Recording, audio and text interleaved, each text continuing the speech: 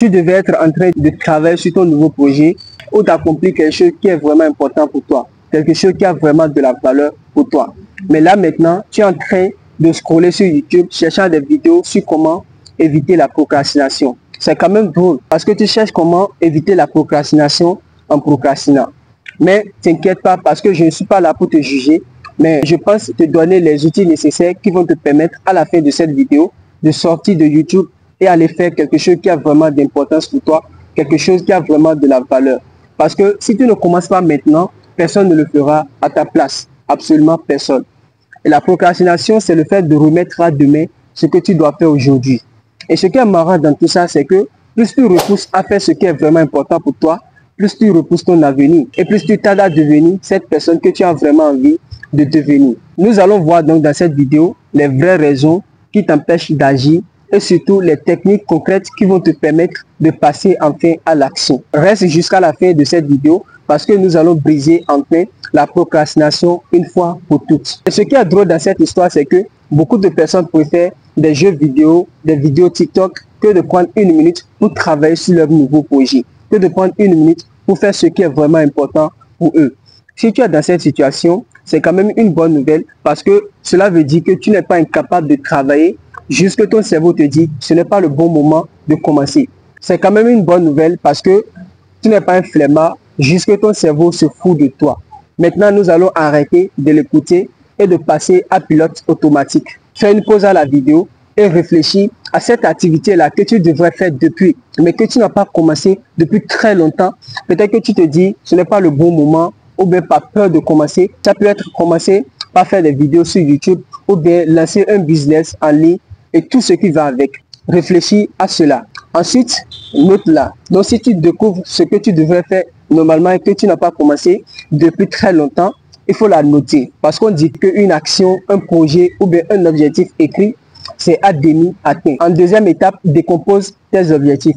Le plus gros problème que tu as, c'est que tu regardes tes objectifs dans sa globalité. Tu regardes tous tes objectifs dans sa globalité et c'est ce qui t'empêche vraiment de commencer.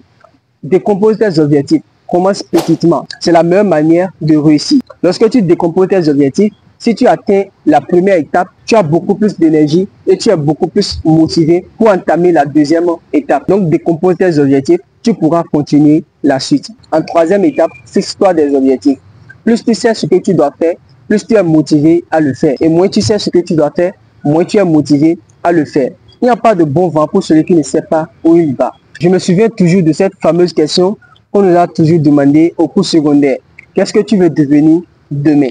Et moi, je répondais, je veux devenir le président de mon pays. Et cela me poussait donc à donner tout ce qu'il faut pour passer en classe supérieure, pour être parmi les meilleurs. C'est comme ça exactement. Parce que si tu ne sais pas ce que tu veux, tu vas commencer par mettre les pieds dans tout et dans rien. Mais lorsque tu sais exactement ce que tu veux, cela t'épargne de beaucoup d'ennuis, de beaucoup de problèmes et tu ne perds pas ton temps. Tu sais exactement ce que tu dois faire et tu te concentres sur cette chose-là. Tu n'as plus le temps des distractions, tu n'as plus le temps de faire tout ce qui est inutile en fait. Parce que tu sais vraiment ce que tu dois faire pour réussir et si tu ne le fais pas, en fait, tu ne vas pas réussir tout simplement.